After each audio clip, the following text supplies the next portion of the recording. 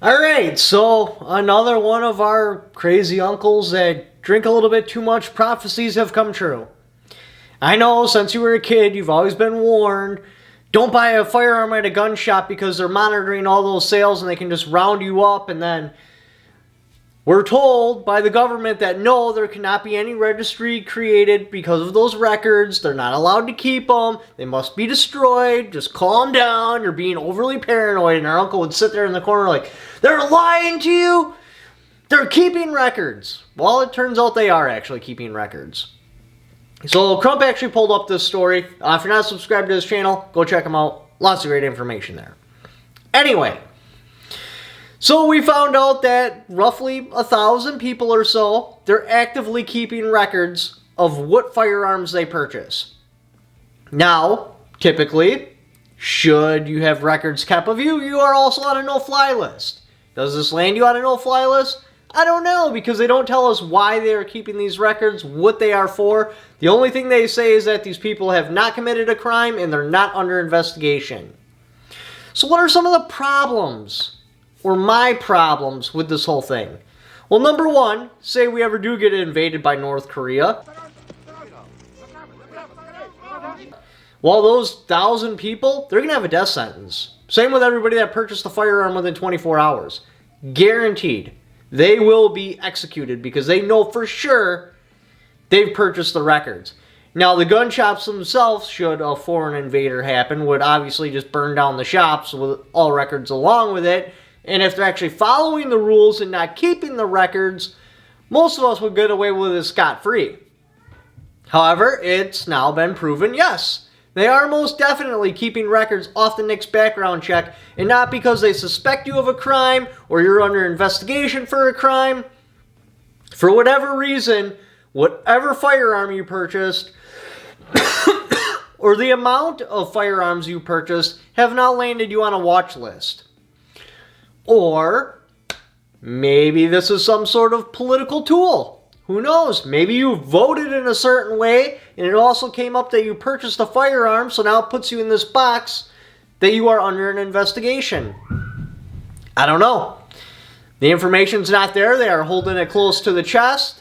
So typically when people hold information back, it's because the information's pretty damning. Alright, so what are possible advantages for them keeping these firearms records of these random 1,000 people? To stop domestic terrorism, to investigate straw purchases. Oh wait, they already said that they are not under investigation for any crime, and they have not committed any crime. The only crime they've committed that landed them on this particular watch list is they've purchased the wrong firearm, or at the wrong time, or too many of them. Who knows? Maybe anybody with the name Sarah, because the supervisor had a girlfriend named Sarah. That was a little crazy. So anybody named Sarah, all of a sudden, boom, they're flagged. We need to watch this person because they have a high potential of committing a crime. Or I don't trust anyone named Sarah with a firearm, or Kevin, or Phil in XYZ. Again, that's the problem. The lack of information and the fact that they're keeping the records in the first place. When we were guaranteed by Congress they were not going to make a registry or keep these records. And yet they are.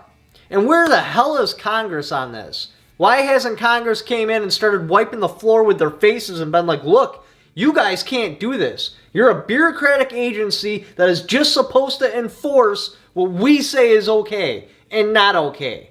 You can't make up your own rules. You can't make up your own laws. These people haven't even committed a crime and they're not even suspected of committing a crime. And yet you're investigating them. Why? Or maybe these 1,000 people are the 1,000 people that Biden gave a couple $1 million worth of firearms to. I don't know.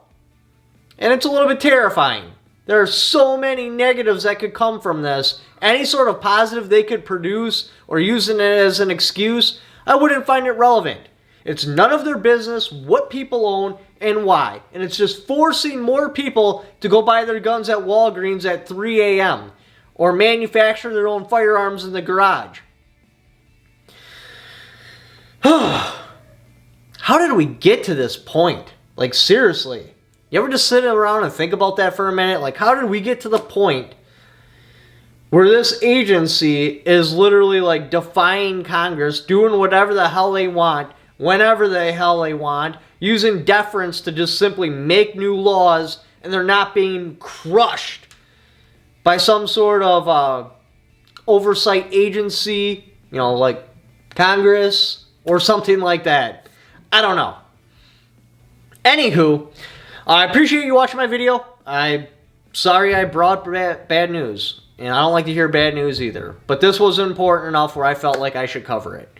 Like the sports channel, got my Patreon right there. I also have affiliate links in the description down below. Just by clicking on those links, even if you don't purchase what that particular link is for, just clicking on that, doing the Amazon shopping you were already going to do anyway, a little kickback for it because you came there off my channel. Thank you for watching. Don't forget to subscribe.